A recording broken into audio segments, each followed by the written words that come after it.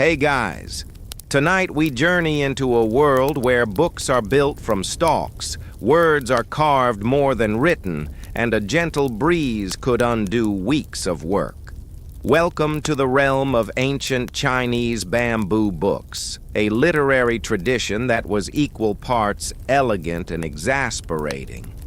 You're about to walk through mist-soaked groves, sharpen your knife against truth itself, and maybe drop a Confucian proverb or two on the floor accidentally and out of order. You probably won't survive this, not because it's perilous, but because if you lose a single page, the entire book might start making references to cabbage farming in the middle of a moral treatise. That's how fragile knowledge used to be. So before you get comfortable, take a moment to like the video and subscribe, but only if you genuinely enjoy what I do here. And if you're feeling especially generous, drop a comment with your location and local time. I always love seeing how far this sleepy storytelling travels. Now dim, the lights maybe turn on a fan for that soft background hum, and let's ease into tonight's journey together. It's early morning in the southern reaches of the Zhou dynasty, and you are standing barefoot in a bamboo grove. The sun has barely crested the hill, but already the air carries that sharp green scent. Wet leaves, cracked stalks, something bitter and alive. You stretch your arms and your back cracks like a fresh split in a young culm. The grove is quiet except for the breeze threading through tall, narrow trunks that sway like they're trying not to wake the forest floor. Your task this morning is simple but exacting.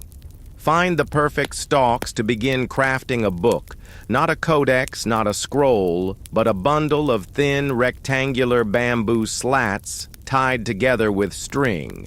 Each slat will hold maybe one sentence.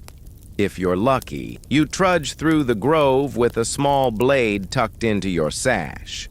Bamboo suitable for writing isn't chosen at random. It must be mature but not brittle, smooth but not too thick, sturdy but not so hard it cracks under a carving knife. You tap the trunks gently with the butt of your blade. A dull, musical thunk is what you're listening for. Too sharp and the bamboo is green. Too hollow and it's overripe. Finally, you find a good one, tall golden, about as thick as your wrist, with elegant nodes spaced just right. You make the first cut near the base, slicing clean and diagonal. The stalk leans with a sigh and falls into your arms with a satisfying weight. Historians still argue whether these early cuts were ceremonial or merely practical. Some believe a whisper was offered to the bamboo spirit before the harvest. Others suggest scribes just didn't want a bruised page. You gather a bundle of stalks, 12, maybe 15, and balance them over your shoulder like an armload of future wisdom. Back in the village, you'll cut them down to size, split them lengthwise, smooth the surfaces and boil them to rid them of sap bugs and any memory of having once stood tall in a sunlit forest.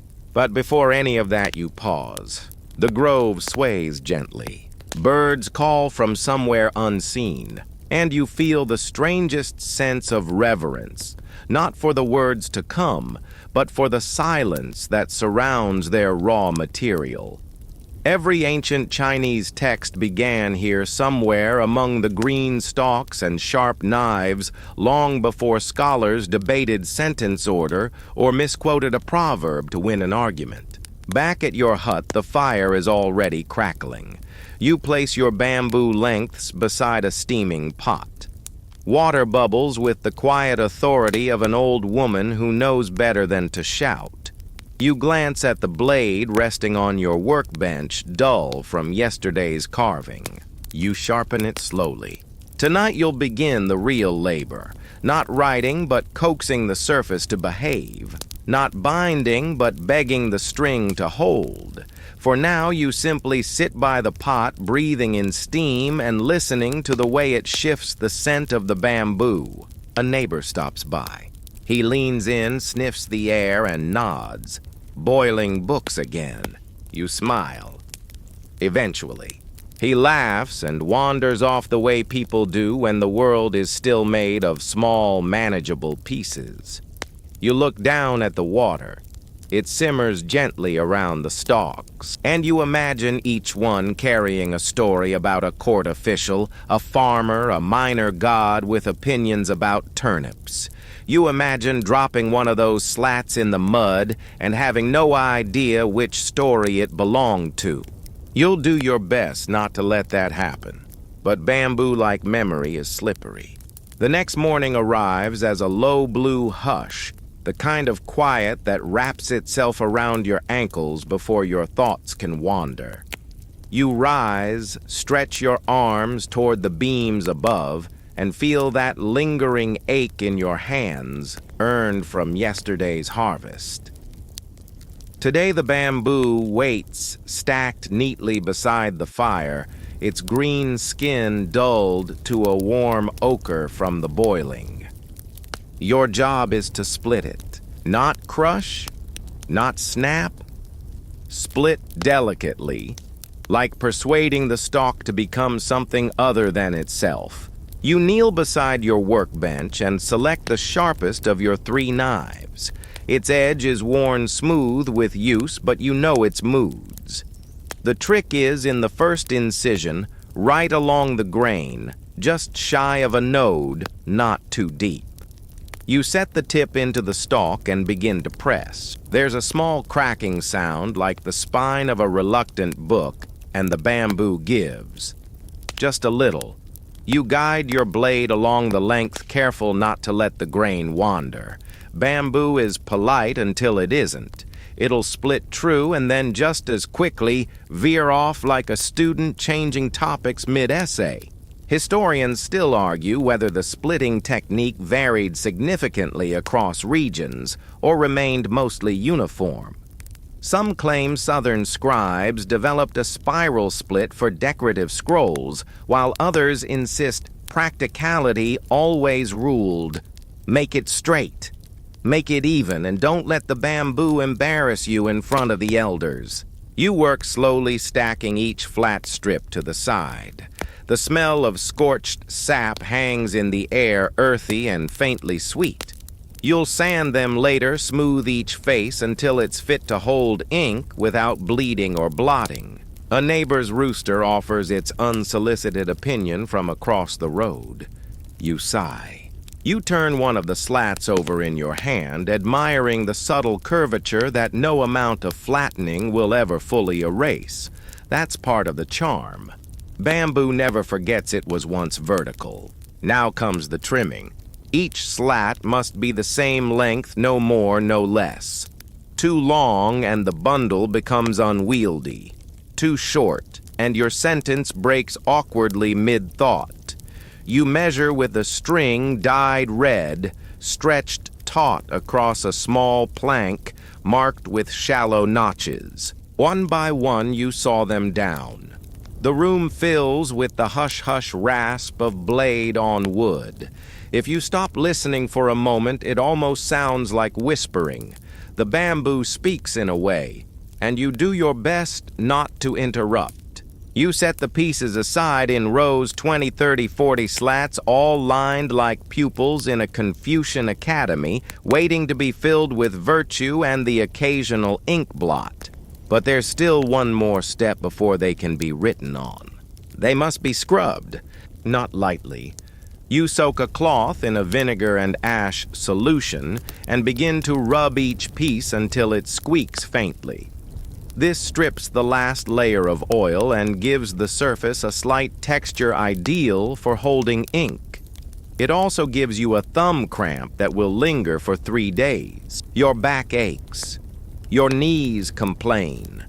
You pause, wipe your forehead, and remember why scholars always look slightly haunted. They rarely see this part of the process. They don't get bamboo shavings in their hair. A small fly lands on one of the slats. You consider naming it after a philosopher, Zhuangzi perhaps. The sun climbs higher, painting long streaks of light across your floor. By midday, the bamboo slats are laid out to dry on your porch, gently curling at the edges like sunbathing scrolls.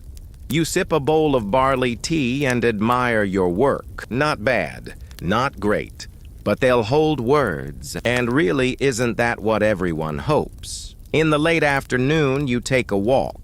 The grove hums quietly behind you, its ranks now one bundle lighter. You pass other homes, other porches lined with similar strips. Some are polished to a shine, others painted at the edges indicating ownership or school or simply flair. A few kids are using slats to build what looks like a miniature bridge. You pretend not to see them snap one in half and bury the evidence. You return home just as the breeze picks up. The bamboo clicks softly where it lies, shifting with each gust. You weigh down the edges with river stones, whispering encouragement like it's a nervous student before an exam. Later, with twilight curling through the windows, you gather the dried slats and stack them inside, careful not to shuffle the order. They aren't labeled yet, but your hand remembers the sequence. You line them up once more and trace your fingers across their blank surfaces. Tomorrow ink, tomorrow brushes, tomorrow the first word. For now, you clean your blade, tuck your tools away, and let the hush settle in your chest like a feather. You close the shutters, you light a lamp, and you sleep beside tomorrow's pages, quiet as breath, still as a story waiting to begin. The morning arrives with that dry whispering quality. Only bamboo seems to inspire a kind of creaking invitation, as if the slats on your work table are murmuring, "Well, ready to give us meaning yet." You rise slowly, every joint sounding slightly less elegant than the polished bamboo awaiting you. Your fingers are stiff, and there's a smudge of dried vinegar still clinging to your knuckles. You dip them in warm water, flex gently, and prepare yourself for what many artisans quietly dread: the ink. Because ink in this era is more than just a substance, it's a commitment. It stains your hands, your robes, your pride. It never does what you want it to, and it certainly doesn't apologize. Today you'll grind it from a stick made of soot glue and years of patience. You reach for your inkstone, a slab of smooth slate carved with shallow pools. You add a few drops of water and begin the slow circular rhythm: grind, breathe, grind. The scent that rises is earthy and sharp, with the faint tang of pine smoke. Historians still argue whether ink grinding was considered meditative artistry or the world's oldest form of wrist torture. It's likely both. Ancient manuals suggest scribes should chant softly while grinding, though no one agrees on the proper tune. You hum anyway, a low, sleepy drone. Once the ink is ready, just thick enough to cling to a brush, but not so dark it bleeds into grain, you reach for your writing tool. Not a pen, not a stylus, but a slender-handled brush tipped with animal hair. Fox, you think. Possibly goat. Definitely temperamental. You dip the brush and hover over the first bamboo slat. It trembles. Or maybe you do. The first stroke must be clean, measured, confident, like the bamboo has been waiting for centuries to hear what you have to say. You write a single character. It dries quickly, absorbed, but not swallowed by the surface. You smile faintly. It's not crooked. Miracles do happen. Word by word, you move down the line, spacing each character with the care of someone avoiding social embarrassment. You dab the tip gently on a cloth between strokes, murmuring occasional apologies to the brush when it sags. About 6 characters fit comfortably on each slat, depending on your handwriting, which today is somewhere between calligraphic grace and nervous chicken.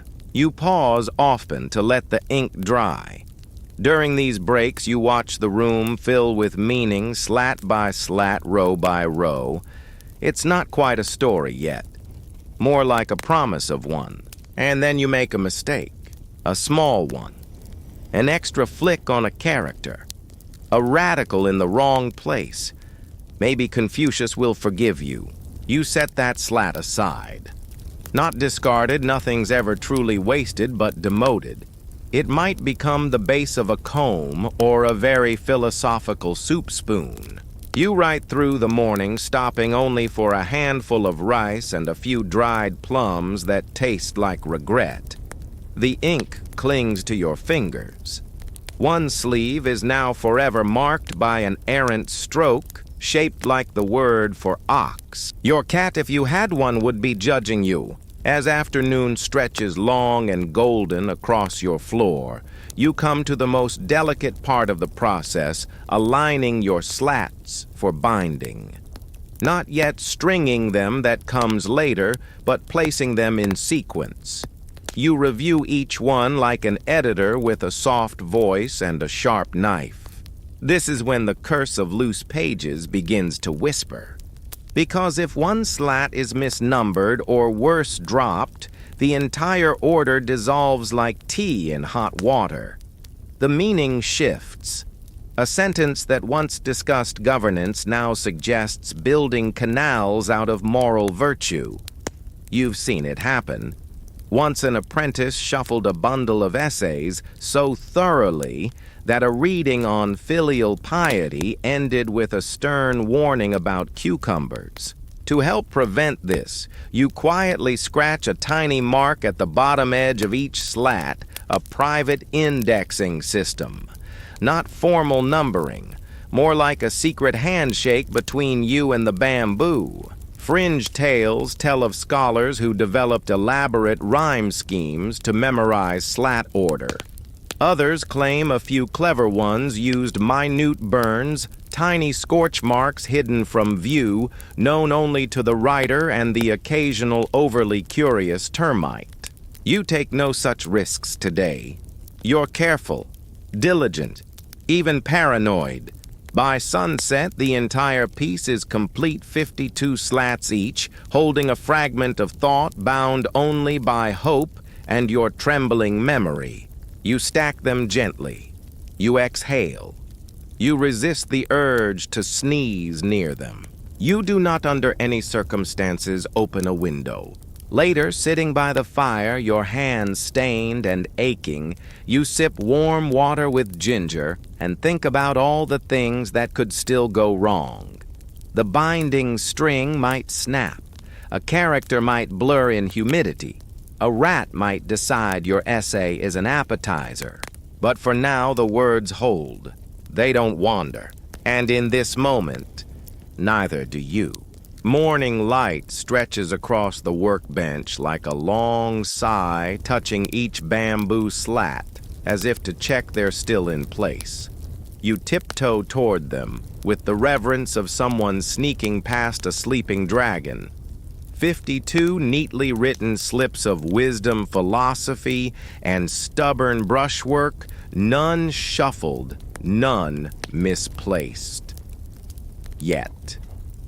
Today is stringing day, or if you're superstitious, and frankly you should be, it's the day your book learns whether it will remain a coherent document or become a jigsaw puzzle of ancient metaphors and misplaced verbs. You begin by laying out your thread, a narrow cord of twisted hemp, lightly waxed, strong enough to bind, but soft enough not to split the bamboo. 2 holes have been carved near the top of each slat, precisely aligned, barely wide enough for the thread to slip through.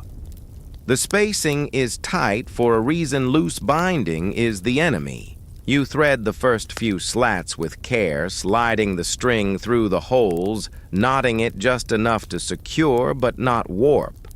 It's oddly soothing, like lacing up a shoe that's about to recite poetry. Historians still argue whether the earliest bamboo books were strung vertically like scrolls or horizontally like accordions. The truth is probably both regional preferences, personal quirks, the whims of scholars who thought sideways writing was edgy. You go with horizontal, more stable, easier to flip through, and far less likely to unspool itself in dramatic fashion. By the 10th slat, the familiar anxiety creeps in. Is the order correct? Did that fourth character on slat 17 really mean virtue, or was it goose? You pause, reread, and make a soft noise that could be interpreted as either confidence or existential dread. Your tea has gone cold. You reheat it anyway. The stringing continues, slowly, rhythmically. Through the slat, tighten. Next slat through again, knot. It's like weaving a very judgmental basket. Your fingers grow sore. Your knees pop every time you stand to stretch. By midday, you've completed the binding. You hold the finished product in your hands, a soft rectangle of ancient thought, quietly clicking against itself as you tilt it side to side. You shake it lightly. Nothing falls out. Success. You wrap it in cloth silk if you're feeling fancy, linen if you're practical, and tie it with a humble ribbon. Not too tight.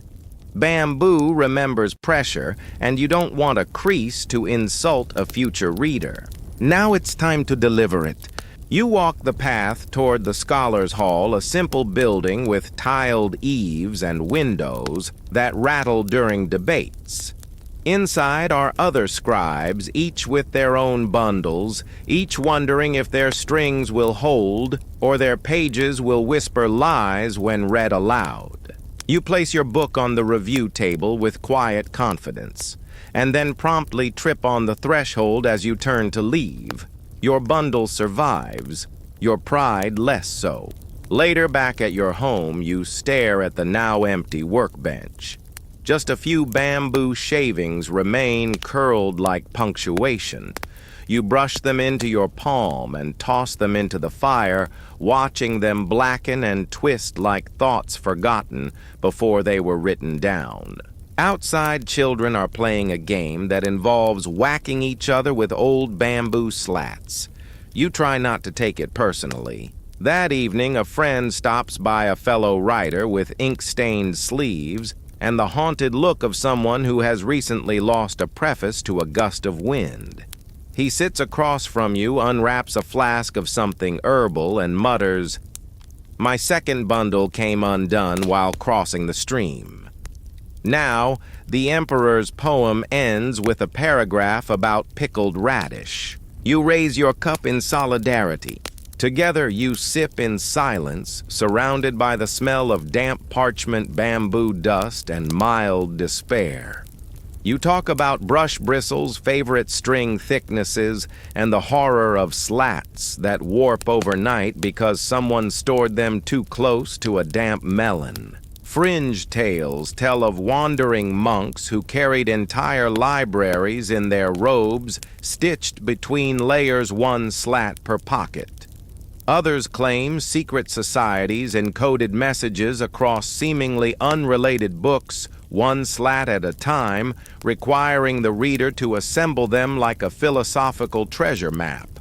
Whether or not those stories are true, you both agree on one thing: the curse of loose pages is real. You've seen it. You've lived it. And if you hear one more scholar say, "Just number them," you might glue a slat to their forehead. That night, as your friend snores faintly by the hearth, you dream of bamboo forests, growing in perfect rows, each stalk inscribed from root to tip, bending in the wind, but never breaking. And somewhere in that dream, a single slat comes loose, flutters downward, and vanishes into the underbrush. You wake up whispering not slat 17. You wake with your face pressed into your sleeve, the scent of ink lingering faintly in the fabric.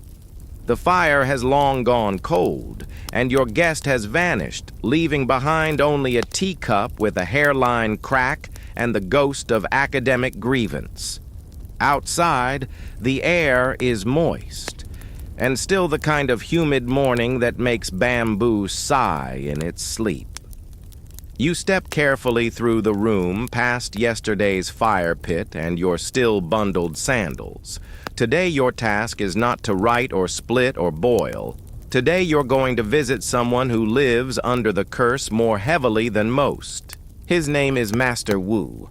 He's old enough to be whispered about, and his collection and archive of bamboo texts so vast it requires 3 separate courtyards is infamous not for its content but for its, shall we say, structural fragility, because Master Wu doesn't believe in numbering his slats. He believes in intuition and tea leaves. You wind your way through narrow alleys, the morning smells of soy porridge and damp cloth. Past the quiet laundry lines and noisy hens, you arrive at his gate, a low wooden arch etched with fading aphorisms, one of which appears to say, "Order is a suggestion, not a rule." Inside, the chaos unfolds quietly. Slats are everywhere, stacked in baskets, tucked under stone figurines, rolled inside rugs, fanned out on shelves like the petals of a very philosophical chrysanthemum. You swear there's one balancing on a turtle's back. Master Wu appears behind you like a cat in slippers. "Ah," he says, not asking why you've come. The curse is restless again. You nod solemnly. You don't need to elaborate. He beckons you into his study, which looks like a small storm has passed through. Books half bound, strings unraveling, and one poor scroll-shaped attempt at a bamboo novel that resembles a picket fence having a panic attack. I tried to compile the analects by memory once he tells you seating himself on a wobbly stool. Ended up with something about filial horses and respectful soup. Historians still argue whether these kinds of jumbled texts were ever used intentionally. Was it a teaching device, a poetic experiment, or just someone who dropped their book and refused to admit it? Master Wu offers you tea brewed with what you hope is chrysanthemum and not despair. You sip as he begins to recount the worst day of his archival life, the windstorm of the 7th month. He'd left an entire batch of slats to air dry on his roof, believing the breeze would inspire the characters. Instead, it inspired chaos. Dozens of strips had taken flight, scattered across the neighborhood, landing in rice paddies, rooftop gardens, one unfortunate pigsty, and, most mysteriously, a traveling opera troupe. "I recovered 23, he says, staring into his cup. "But only 17 belonged to me. The others told someone else's story, and so began what he calls the long guessing." He holds up 2 nearly identical slats. Both contain Confucian wisdom. Both mention geese. Only one is truly his. You glance between them, unsure if you're supposed to judge the handwriting, the brushstroke thickness, or the metaphorical weight of the word pond. In the end, he shrugs and puts both in the same bundle. "Perhaps truth lies in contradiction," he mutters. You spend the afternoon trying to help him rebind one of his more chaotic manuscripts, a history of irrigation techniques written by 3 different authors, all of whom apparently hated order. Half the slats are upside down. One has a doodle of what you're pretty sure is a fish wearing sandals. You gently suggest numbering. He frowns as if you've asked him to eat his sandals. "No," he says. "That's how the curse wins. We must feel the flow. You let it go." Instead, you work on carefully restringing the bundle using a sturdier thread than before. You smooth each slat with the back of your nail, breathing gently over the ink so it doesn't feel neglected. By sundown, you've rescued one small volume from falling into permanent philosophical spaghetti. Master Wu is already asleep on the floor. You bow leave quietly and walk home with your satchel slightly heavier, one extra slat tucked inside, gifted by Wu. It reads, "He who forgets the string remembers the wind." You're not entirely sure what it means, but you tuck it beside your own work and promise to keep it safe. That night, as crickets hum beyond your shutters and the soft clack of bamboo dreams echoes in your mind, you whisper a small, ironic prayer. May your pages stay in order. May your thread never snap. And may no wind carry your wisdom into the pigsty of history. You wake with the faint ache in your fingers, the gentle souvenir of an afternoon spent wrestling philosophy into bundles. On your nightstand rests the slat master Wu gave you perfectly ordinary in size and grain, but now glowing with the weight of inherited confusion. You read it again. He who forgets the string remembers the wind. Still mysterious, still poetic, possibly about dentistry, possibly not. Outside, it's damp, the kind of air that swells doors and bamboo both. You pause before unwrapping your own manuscript from yesterday, now tied lovingly with a strip of old cloth. You undo it carefully, praying softly to the spirits of coherence. The slats by some miracle haven't warped overnight. Today you face the dreaded test proofreading. Not simply reading through your own work, oh no. This is about reenacting it, line by line, slat by slat, and crucially hoping you didn't accidentally write goat virtue instead of great virtue, which happened once. And let's just say the emperor's court did not forget. You sit cross-legged at your work table. The room is quiet. The lamp glows faintly gold. And you begin. Slat 1. Clear. Slat 2. Slight smudge on the second character. You consider rewriting it, then decide to call it ink character. Artistic. Slat 3. No issues. Slat 4. Wait. There's an awkward repetition. You frown, reread, and realize you've copied a proverb twice once, in elegant phrasing once in something that might have come from a distracted duck. It's a simple fix, but you'll have to recarve the slat. You sigh, lay the faulty piece aside, and reach for a fresh strip from your unfinished pile. This, of course, is how the curse of loose pages truly begins, with minor edits. Because every time you replace one slat, you risk misaligning the entire flow. If you're not careful, your discussion on the virtues of wise governance might now be followed by a sudden reflection on duck migration. It's subtle, it's chaos, it's literary entropy. Historians still argue whether ancient editors worked alone or in pairs to cross-check slats before binding. Some believe the final manuscripts were read aloud in full before the string was tied just to catch mistakes and out-of-place metaphors. Others argue it was more chaotic, done hastily in lamplight, or while traveling, or by half-asleep apprentices hoping not to be noticed. You reread the page again. It still works. Just barely. By midday, you're halfway through the review. Your tea has gone cold. Again. You reheat it with a quiet sigh and begin muttering the lines aloud. It helps. Also makes you sound like a wise hermit or possibly someone losing a very polite argument with a piece of wood. Outside, you hear footsteps. It's May, the village's unofficial librarian, carrying a cloth bundle nearly her height. She's small, fast-talking, and has the uncanny ability to smell out misplaced slats from 20 paces. "I heard you had an incident," she says, before you've even said hello. You nod. One repeat. One smudge. 2 regrets. She grins. "Could be worse." I had an entire bundle last week where the middle 10 slats were upside down. You blink. Didn't the reader notice? She shrugs. Apparently he thought it was a metaphor about social inversion. You offer her tea and spread out your slats. Together you double-check the order.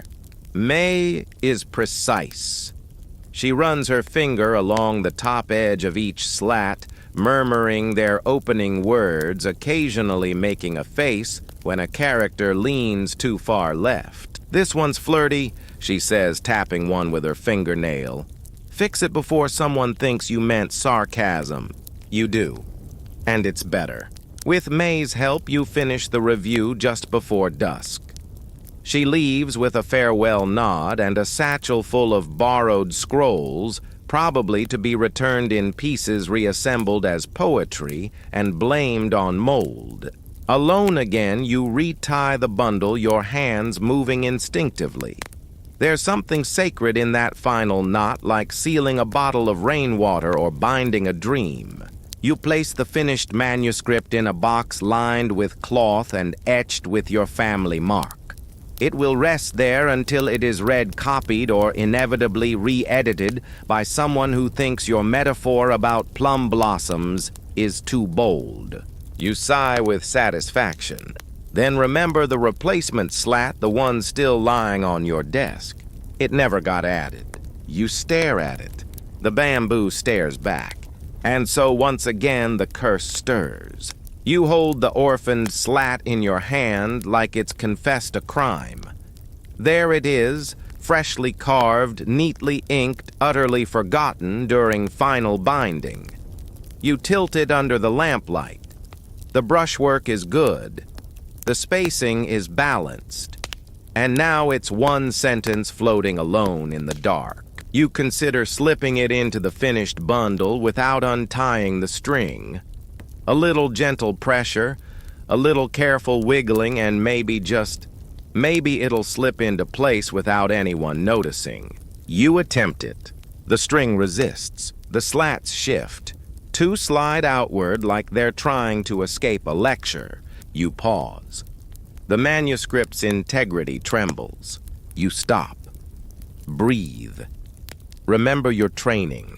This is how archives die, not in fire, not in war, but in that one moment when someone says, "I'll just tuck this in real quick." Historians still argue whether the great Han Dynasty library collapse of 86 BCE was due to poor shelving or one intern trying to force an index slat into a finished volume. You untie the manuscript. Slowly, carefully. The slats spill into a fan across your desk, mostly in order, but the middle section now reads like a confused parable about fish honesty. You sigh. Again, and start to reassemble. It takes time. Too much time. Your tea goes cold a third time, your oil lamp sputters, and outside the frogs have begun their nightly debate about who gets the loudest puddle. This would be easier, you think, if you had proper shelves, but you don't.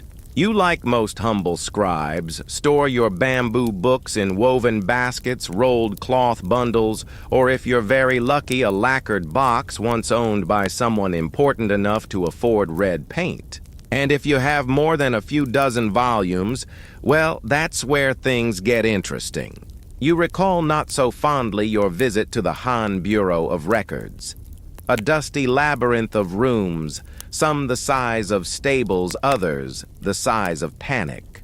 Every corner held more baskets than sense, and in each bundles upon bundles of slats, some labeled, some not, all nestled like sleeping snakes. The clerks were a quiet people, tense, not from danger, but from the knowledge that if someone accidentally bumped a shelf too hard, 3 centuries of agricultural reports might become one extremely long and deeply confusing folk tale. You once watched a senior archivist trip over his own robe and collide with a row of baskets. The slats rained down in slow motion, clattering like wind chimes across the floor. For one long moment, no one moved. Then a clerk whispered, "Don't breathe." They didn't. Not until the slats were sorted. Weeks later, you pull your attention back to your own modest chaos. The rogue slat is now properly placed. You double-check the sequence. The proverb about governance now logically precedes the metaphor about rivers. The brush strokes align like a very serious conga line. You retie the string. Not too tight, not too loose. Just snug enough to hold without creasing the corners. You wrap the manuscript again and whisper a gentle warning to the string hold. With the crisis averted for now, you take a walk to clear your head. The village is dim and quiet, save for one distant dog with opinions. You pass the old library shed, now unused, once the heart of local record-keeping. Its door hangs slightly open. Curiosity taps your shoulder. You step inside. The air is thick with dust and something else, ink maybe, or moldy paper. You run your hand along an old shelf. A mouse scurries away with the shame of someone who's been caught reading without permission. The shelves are stacked with forgotten manuscripts, bamboo bundles tied with string so brittle it looks like hair. Some labels have worn off entirely, others are comically vague, poetry, or miscellaneous complaints. You pick up a slat at random. The ink is faded, but the characters are clear enough. A well-tied bundle is a well-lived life. You nod and return it carefully. Back at home, you place your finished manuscript on the top shelf furthest from the window. You light a small stick of incense, not out of ceremony, but as a peace offering to the universe of string and slats. You sit, you breathe, and you listen to the room settle around you. No pages flutter, no strings snap. Tonight you've won, but deep in your bones you know the curse is patient. It waits, for elbows, for breezes, for overconfidence, but not tonight. Tonight your words are safe. You sleep soundly, nestled under a woven quilt, the faint smell of burnt oil clinging to your sleeves. When morning finally nudges you awake, it does so politely through the whisper of a sparrow outside and the creak of your wooden shutters in a rising breeze. You open one eye, then the other, and remember with a thrill of unusual calm that your manuscript is still safely bound. The string held. The slats didn't rebel in the night. No philosophical proverbs have been rearranged into culinary advice. Victory. Today you've been summoned for something rare, a literary delivery. Across the valley, the magistrate's steward has requested a bound copy of a provincial history.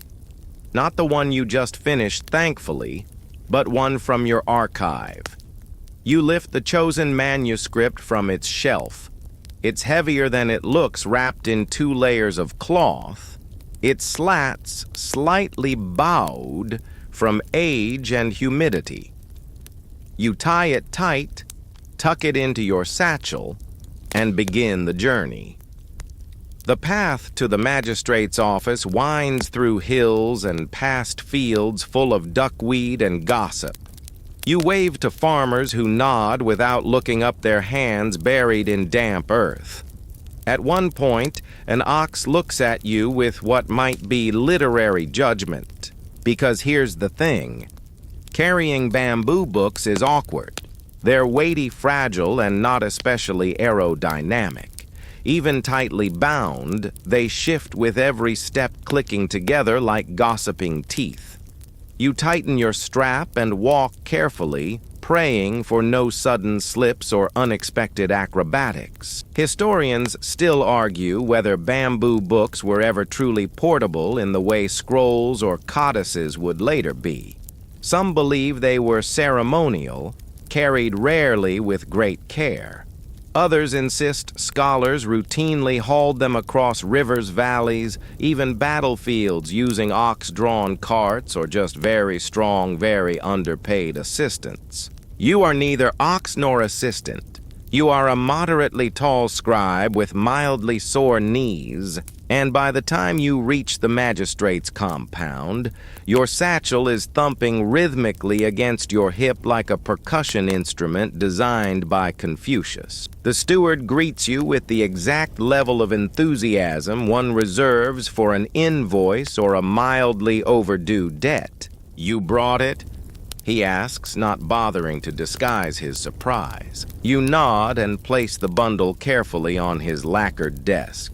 He unties it slowly, inspecting each slat as though it might bite. "Very good," he mutters.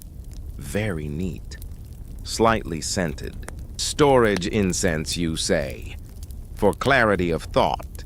He nods satisfied and waves you toward the back room. The magistrate wants a word. You enter cautiously. The magistrate is hunched over a small stack of slats, eyes squinting, one hand rubbing his temple, as if trying to massage meaning out of a misplaced modifier. He looks up. "Have you ever read this?" You peer at the slats.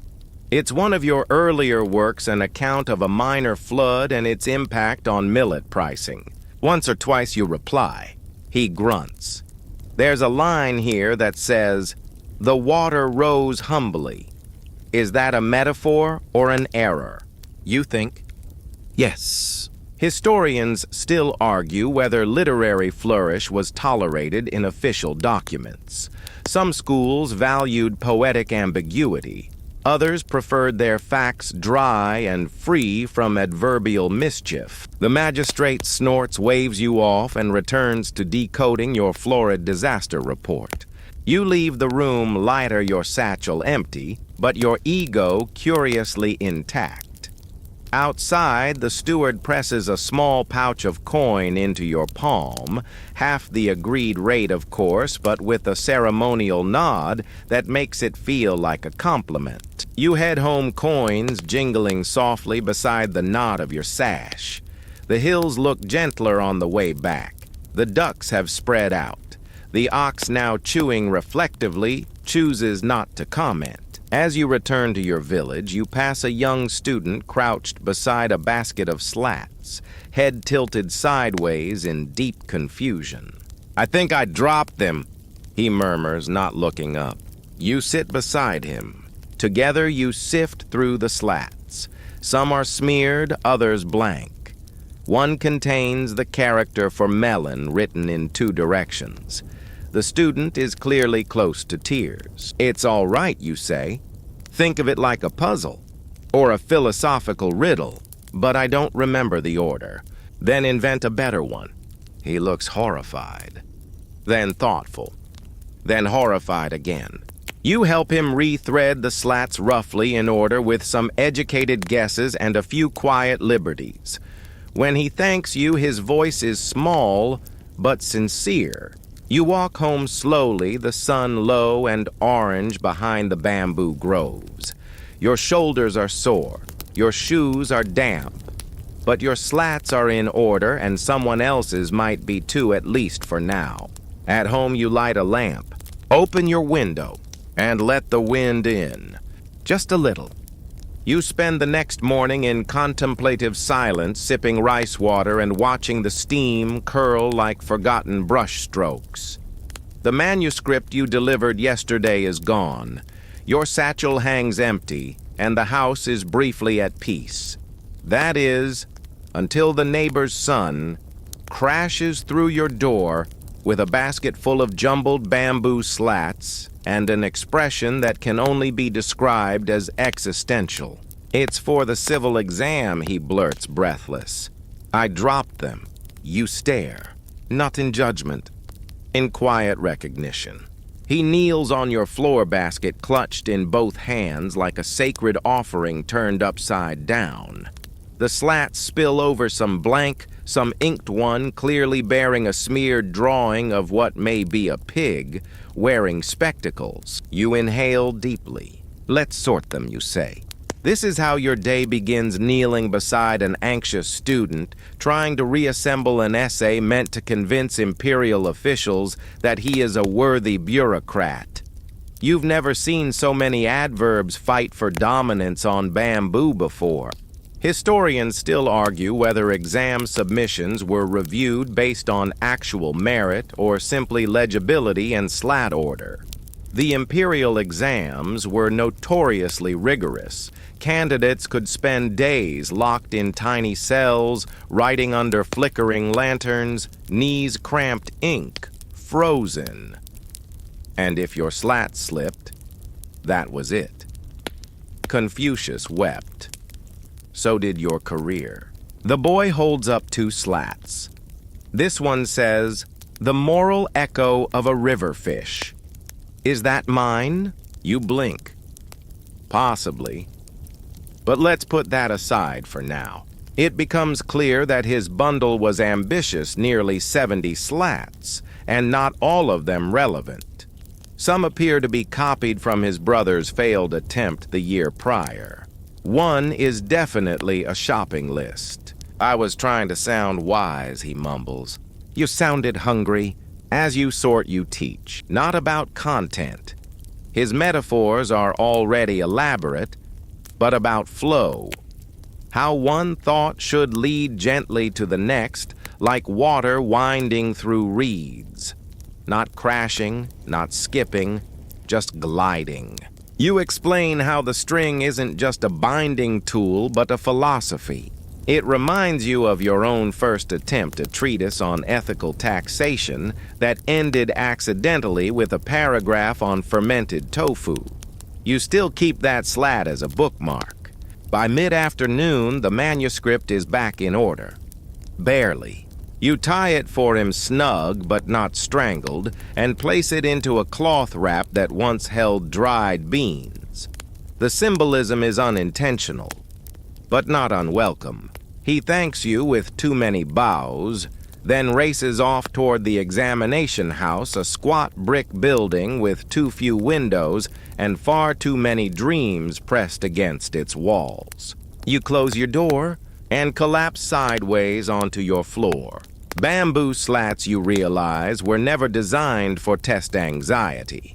They were designed for reflection, for patient ink, for moments when words mattered more than speed. But in the frantic world of state service, they've become weapons, shields, traps. You once saw a scholar weep openly after dropping his bundle in a muddy lane. The characters bloomed and ran like frightened deer. When he gathered them again, the ink had blended so thoroughly that he submitted what read like a haiku about mold. To this day, some still quote it. You make yourself a small bowl of millet and chew slowly, thinking about how many futures depend on how well someone ties a knot. Later, you walk through the village. Near the temple wall, you spot an old calligrapher with a bundle of slats tied so precisely it looks like architecture. She waves you over and shows you a new system she's developing, tiny notches on the side of each slat like braille, so even in darkness or disaster, one might reassemble the message. You run your fingers along the notches and feel a strange thrill. Innovation doesn't always roar. Sometimes it clicks gently together in a bundle of wood and hope. She chuckles. Still won't stop fools from dropping them. True. You return home at sunset. Inside, your lamp flickers. Your inkstone waits. You pull out your next blank slats. Fresh, sanded, still smelling faintly of vinegar and tea. You write the first line of your next essay. The string does not bind, only reminds. You smile and keep writing. Outside, the wind is quiet for once. No rogue pages, no collapsing bundles, just you, a brush, and bamboo with stories still to tell. There's something sacred about the first few lines of a fresh bamboo manuscript, like stepping onto a frost-covered bridge before anyone else has crossed it. You hover the brush, breathing slowly, letting the ink cling to the tip like it's shy. Then you touch slat to bristle, and the first character blossoms into being. You continue. The slats welcome you, each one smooth, expectant, and lightly bowed from the heat of past steamings. You don't rush. Each word is a choice, each stroke a possibility. You write about balance today, about how governance, like threading a bundle, requires pressure without strangling, structure without rigidity.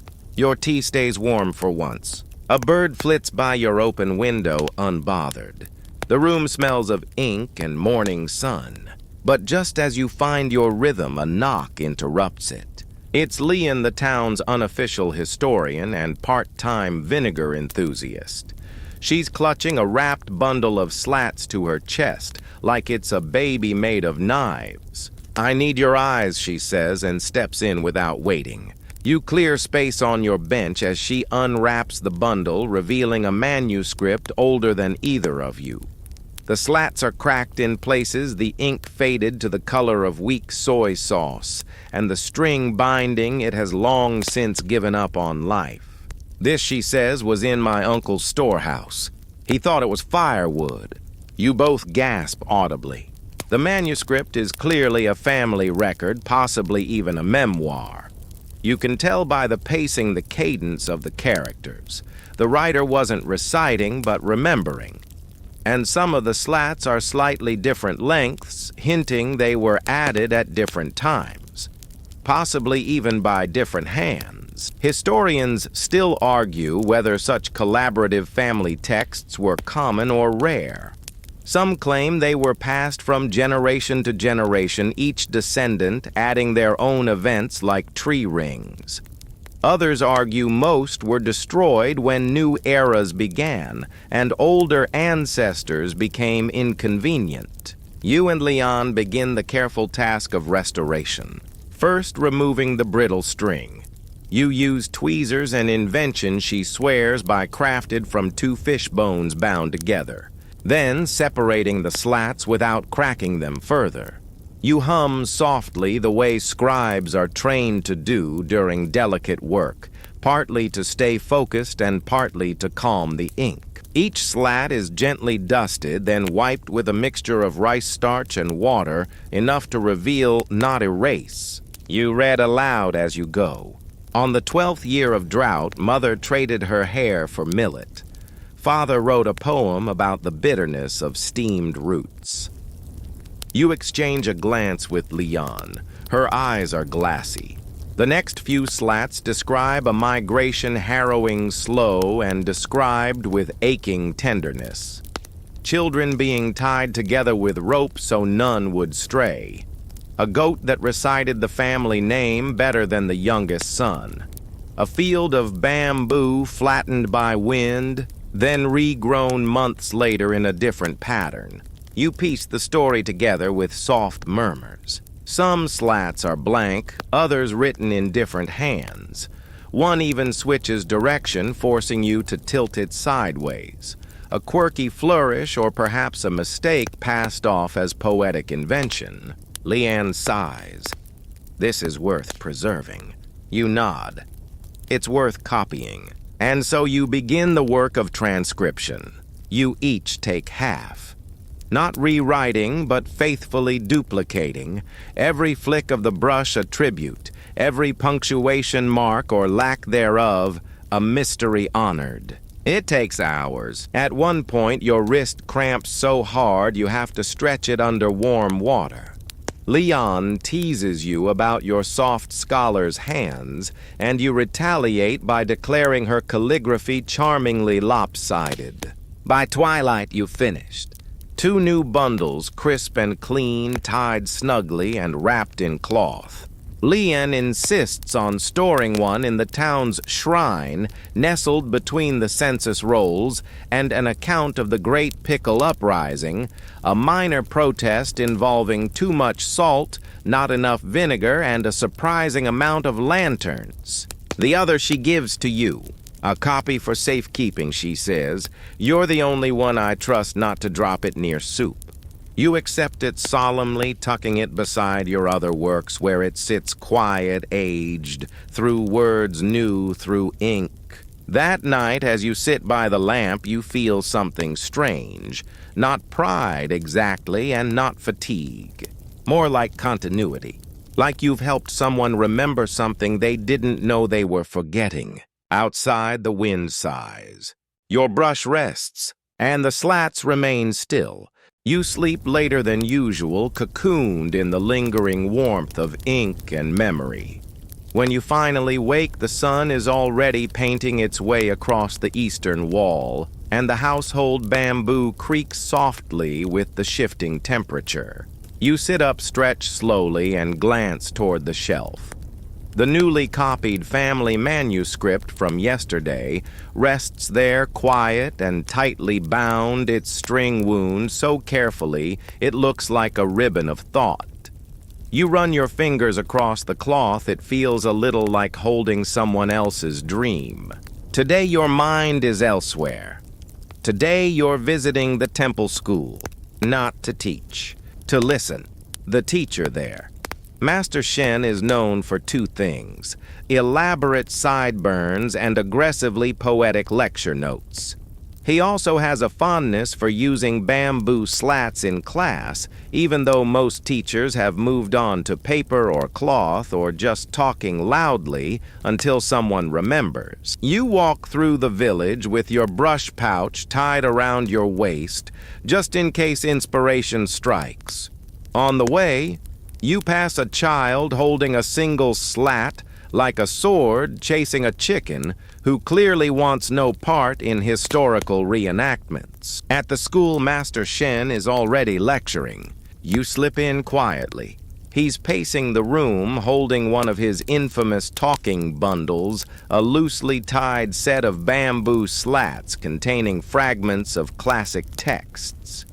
Whenever he wants a quote, he reaches in at random and pulls one out. The result is either brilliant or bewildering. And as Confucius once said, he declares, yanking a slat from the bundle, it is better to warm the soup twice than to forget the lid. There's a pause. Even he squints, or something like that. Historians still argue whether teachers of the old dynasties used randomness as a learning tool or were simply very overworked and underpaid. Shen's method supports both theories. You settle beside the wall cross-legged and watch as the students recite in unison. Each holds a small bundle of slats, copies of the Analects, or poetry, or questionable farming metaphors. They turn them slowly, reverently, careful not to drop them. One boy has tied his with red thread. Another girl has glued paper tabs to the ends, primitive bookmarks, charmingly frayed. Then comes the quiz. Each student is handed a single blank slat. They must write something meaningful on it, one idea, one line, one remembered truth, and present it without notes. A girl near the window hesitates, then writes carefully. A bowl, cracked in silence, still holds water. You feel a chill. It's good. Master Shen beams gestures to your corner. And what would our guest say about that? You stand reluctantly aware that your sleeves are wrinkled and your brain only half awake. That line you say softly reminds me of a friend who once broke a brush trying to write a love poem, and then used the broken piece to craft the slat on which she finally did. The students murmur appreciatively. Shen nods with theatrical gravity. You sit again, relieved. Class ends soon after. The students file out their slats clutched tightly, some whispering to each other, some testing the balance of their bundles like acrobats of language. Shen joins you with a sigh. They're clever. Too clever. Last week someone rhymed virtue with tofu and got applause. You offer him a flask of barley tea. He sips, smirks, and pulls another random slat from his bundle. Even ants form lines, he reads aloud. A reminder, perhaps, that our storage shelves should too. You both laugh. And then he grows serious. I worry sometimes, he says, that one day the slats will be forgotten, that people will stop tying their thoughts, that strings will fray, that someone will write something worth remembering and no one will bother to bind it. You think about that. About the boy who dropped his exam slats, the family manuscript saved from mildew, your own bundle carefully sealed against dust and wind and time. It's not the string that keeps it alive, you say. It's the effort of tying. Outside, the students shout, laugh scatter. A rooster crows as if announcing the end of your philosophical interlude. You say goodbye to Shin. Borrowing one of his blank slats, he insists you take two and walk home slowly, turning one between your fingers. When you arrive, you ink a simple phrase onto it. Even when forgotten, the bamboo still remembers the words once carved. You set it beside your lamp, a reminder, a promise, a quiet talisman. That night, you dream of slats falling like leaves, each one inscribed with a memory that fades before it hits the ground. When you wake, the sun is just brushing the horizon, painting long shadows across your floorboards, like lines in a poem no one's finished. You sit up slowly, rubbing your eyes, and your hand brushes the slat you inked the day before. Even when forgotten, the bamboo still remembers the words once carved. The ink has dried into the grain. It feels weightier now, as though by writing it down you've promised it a home. Today is a day for sorting. You open the chest that holds your oldest bundles, a creaky wooden box inherited from someone who thought square corners were optional and hinges were a suggestion. Inside, the smell of age greets you: dust ink, old resin, and faint mildew. The familiar perfume of a life spent writing things other people forget. You remove each bundle one by one. Some are bound with string so old it's gone stiff. Some are barely holding on with strips of faded cloth. One is tied with what you think might be a repurposed sandal strap. The improvisation of a desperate poet, perhaps. You begin to examine them. The first bundle is a weather record from 20 years ago. Monsoon patterns, crop estimates, rainfall totals, carefully logged by someone who apparently had a deep romantic relationship with the concept of dew point. You chuckle as you turn the slats. One mentions a frog named Dayu, who predicted rain better than any official. The next bundle is a copy of a philosophical dialogue you attempted in your youth. It features you debating ethics with an imaginary merchant who was far better at rhetorical strategy than you remember. The final slat concludes, "I may sell fish, but you sell illusions." You wince, but not entirely. You keep it. Then you come across something curious. A bundle tied with red thread unlike anything else you own. No label. No memory of writing it. You sit cross-legged, heart slightly louder than it should be, and untie it. Inside are 10 slats, short phrases, half poems really. One reads, "I missed your voice more than plum wine." Another, "The ink ran, but I did not." You remember now? Barely. You wrote these years ago on a bet with a friend who claimed you didn't know how to flirt. Each line was supposed to be a love letter that could be read backward, and most of them fail spectacularly, but one catches your breath. Had I known the string would hold, I'd have written more. You pause, staring at it. Historians still argue whether personal texts, poems, dreams, emotional fragments were ever considered worth preserving on bamboo. Many were burned or hidden or simply written over. But occasionally a stray slat is found centuries later bearing a thought so intimate it feels like trespassing. You don't rebind this bundle. Instead, you place it in a lacquered box and slide it beneath your floorboards. Not out of shame, but reverence. Some thoughts deserve to rest. By afternoon, you've resorted half the chest. Some bundles are rearranged for clarity, others for mercy. You gently rethread the rain records, placing the frog mentions first, as they clearly held the most reliable data. You replace the imaginary merchant dialogue with a newer debate you had with yourself about the ethical implications of loud tea slurping in public spaces. It's less poetic, more honest. One bundle has a broken slat. You set it aside for repair. You stop for tea. No ink this time, just ginger and dried tangerine peel. You watch the steam curl and imagine it lifting forgotten lines off the page and into the air like tiny scrolls of vaporized memory. Later, a neighbor stops by with a question about string knots. You show her 3 techniques: the scholar's loop, the double cradle, and the one you invented during a particularly stressful tax season called the "No one is untying this ever." She chooses the double cradle. Wise. As evening settles in, you light the oil lamp, smooth the cloth over your lap, and finish threading the last bundle of the day, a record of village birthdays and poetry contests.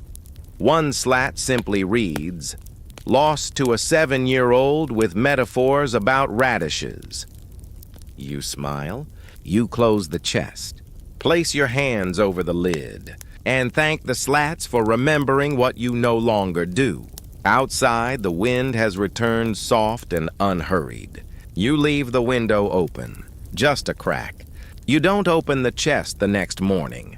You let it rest its contents newly aligned, its stories rewound. Some things need time to settle, like soup or forgiveness. Instead, you spend your morning at the local archive, or what passes for one, a 2-room annex of the magistrate's hall with shelves that sigh under the weight of too many records and not enough patience. You've come to help with what Master Yao calls the great untangling. He means it both literally and emotionally. There's a collection of bamboo manuscripts recently discovered in a collapsed storeroom behind the old grain registry. Dozens of bundles, no labels, no strings, just piles of slats in what can only be described as historical confetti. You approach the work table with a sense of awe and dread. Where do we begin, you ask? Yao shrugs. Chronological order was never our strong point. The first bundle you examine seems to begin mid-thought, and so the pigs refuse to eat the rice. You blink, promising start. The next slat. Sunrise is the shadow's birthday. You look at Yao. Poetry, you guess. Or agricultural complaint, he says. Difficult to tell. You begin sorting by tone. Slats that sound like weather go in one pile. Metaphors about livestock go in another. Anything with mention of taxation punishment or family drama gets its own stack. You soon discover a whole subset of slats referencing a mysterious figure named Uncle Jin, who may or may not have been a pig farmer, a poet, or a failed bureaucrat with strong feelings about dumplings. Historians still argue whether bamboo slat archives had dedicated curators or if every village just sort of hoped for the best. Evidence points to both. You now understand why. By midday, you've organized 3 dozen slats into what feels like a coherent document: part memoir, part land survey, part love letter to a cloud. Yao peers over your shoulder. "That's more than we've managed in a month," he mutters. You beam proud. Then notice you accidentally used one of your own slats, one you'd been carrying in your sleeve for safekeeping. It now sits in the middle of the collection, contributing the phrase, "The tea cooled before the apology." You leave it. Some things you decide improve everything they touch. Yao shows you a peculiar find from the bottom of the heap, a slat carved not with brush and ink, but with a knife. The characters are crude, but determined. And upside down. Someone was in a hurry, you say, or learning, Yao replies. You run your fingers across the grooves. The content is simple names, dates a short list of debts. But the final line is intriguing. Bundle unfinished. If found, add what comes next. An invitation or a challenge. You place it gently on the questionable origins pile. There's a sense of reverence in this space, even among the clutter and dust. You feel like an archaeologist of misfiled thoughts, a gardener of incomplete truths. And honestly, it's peaceful work sorting, assembling, rethreading memory with thread and guesswork. Outside, the magistrate's horse snorts. Inside, you and Yao drink chrysanthemum tea and try to decide whether a certain slat describing moon-colored soil is poetic geography or just very dramatic farming advice. It's around this time that a boy enters holding a slat with both hands like it's about to combust. My grandfather says this belongs to the archive, he announces, breathless. You take it, turn it gently. It's a list of birthday gifts. 1 paper fan, 1 dried plum, a fish that did not arrive. You nod solemnly. A vital record. He nods back, utterly serious. You place it near the memoir pile. The boy beams and leaves. By sunset, you've reassembled 3 full bundles. None are perfectly ordered. Some may never be. But the stories make more sense now. There's a rhythm returning, a spine of narrative reformed through shared effort. Before leaving, Yao hands you a slat. Blank. A thank you, he says. Write something worthy. You tuck it into your pouch. On the walk home, the street lamps begin to flicker one by one. You smell steamed buns from a nearby kitchen. A dog barks, but not at you. At home, you sit beneath the lamplight and stare at the blank slat. Then write. The pages you lose aren't always the ones you forget. You thread a loop of string through its holes, tie it, and hang it near your door to remind yourself and the wind that some bundles are still becoming. The next morning arrives with a whisper, not a bang. You wake to birdsong and the slow crackle of expanding wood in the sun. Your house creaks like it's remembering how to be a house. You stretch, sip warm barley tea, and gaze at the slat hanging beside your door. The pages you lose aren't always the ones you forget. Today you're headed somewhere unusual. The dunes, yes. Dunes, those lonely, pale ridges of sand out west, where travelers lose their way and time folds in on itself like parchment left in a damp room.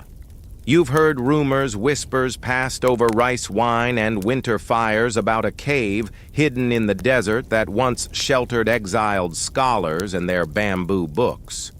It's probably nothing, but still, you pack light.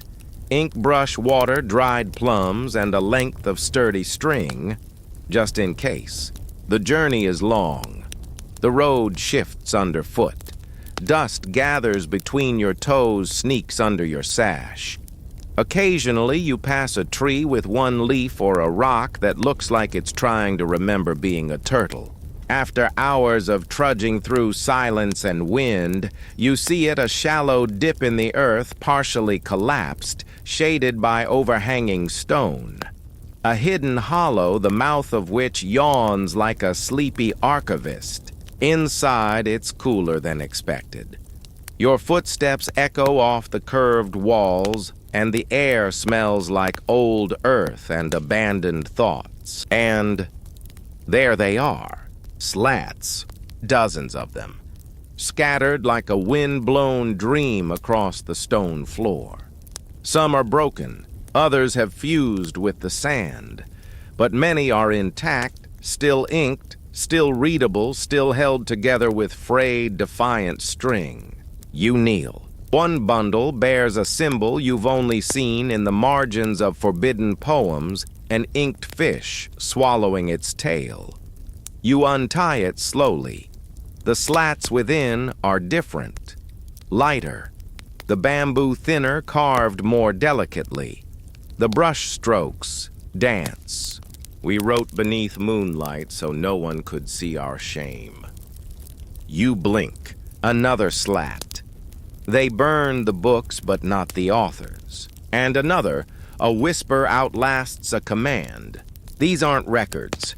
They're resistance. Historians still argue whether banned manuscripts were truly preserved in caves like this, or if these stories were romantic inventions passed down to make censors look clumsy. But you're here, and this is real. You sort carefully, reverently. Each slat is a voice long silenced now, clearing its throat after centuries. You find slats written in dialects you barely understand, regional idioms, rural turns of phrase jokes involving goats and plum wine you can only halfway decode. You laugh. Quietly. The cave deserves its peace. In one corner, a bundle wrapped in faded silk.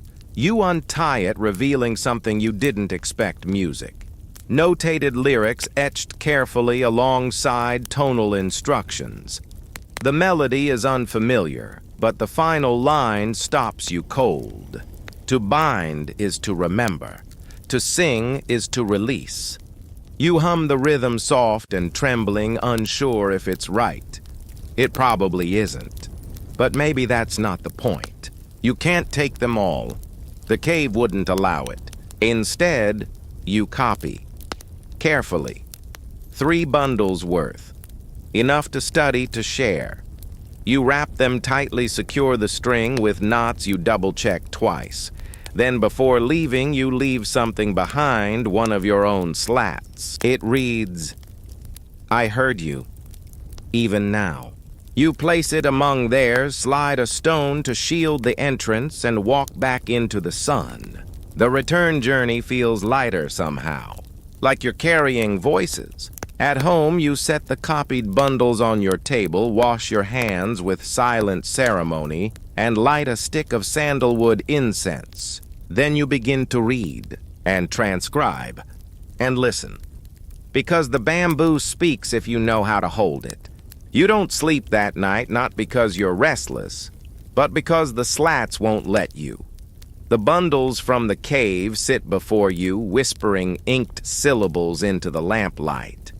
Each time your brush touches one to copy it, you feel the slight give of the bamboo, the age pressed into its grain like a thumbprint from a forgotten time.